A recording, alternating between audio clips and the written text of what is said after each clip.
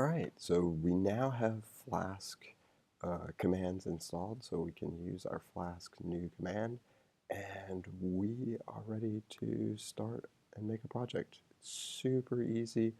You just write Flask new, and then you write your project name. That's going to create a folder with that project name. You'll cd into that folder, and then you can run your project. Now, if you're a Mac user, I have created kind of a short one-line shell script that will start up a whole bunch of stuff. I'm on a Mac, so I'll use that.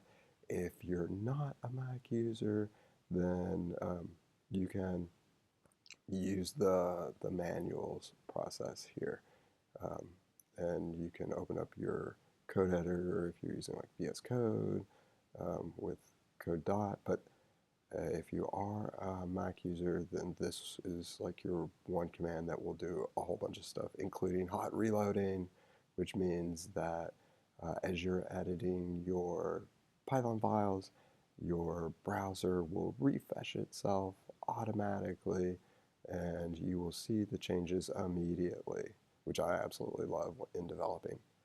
Okay, so let's hop over, enough of the docs here, and I'm going to clear the screen, and we can now write Flask.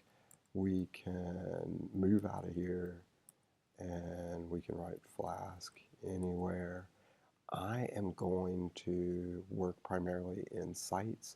Usually I work in my documents, but you just pick whatever folder you want on your machine. If you want to create a folder like sites, or if you want to work in my documents, do that, and then just kind of stick there. So we will move to sites, and we will write Flask new. And I'm going to make a website about cooking, just because I love food. So we will call this website Cooker. All right, so now when I press enter, a whole bunch of stuff is going to happen. I am going to get prompted, and the prompt is asking me if I want to create a database. You can skip that prompt if you want by giving an optional variable here, just minus db, and then that would say, yes, create the database. I typically go through the prompt, so just let me show you what the prompt looks like. Okay, include a SQLite database. If you press enter, the default is the capital letter, in this case, yes, or Y. If you don't want it, you would type in N and press enter. If you do want it, you can press Y, press enter, or you can just press enter, which is what I usually do. Enter. Okay, so now what's happening is my Flask application is writing a whole bunch of files, folders, but that is what I love about Flask is you see everything. There's nothing hidden in a Flask application. And so you're going to see all the files. You're going to be able to edit all the files. There's no hidden magic going on with Flask. It gives you full control. All right, so let's do exactly what this prompt says.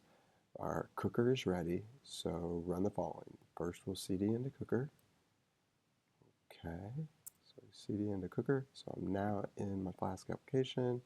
If you're used to the terminal, you can just do an ls and see that there's a whole bunch of stuff here. But let's do what it recommended and run the shell script run.sh. Run that and see what happens. So we're getting a whole bunch of terminal commands running on our machine. And what this is doing is running different things. And I'll go back over them. But look at this. We got a hello world, and you don't see it because it's on a different page. But I also have VS Code opened, and I have my Cooker application with all my new files and folder structures. We'll go over this in the next video.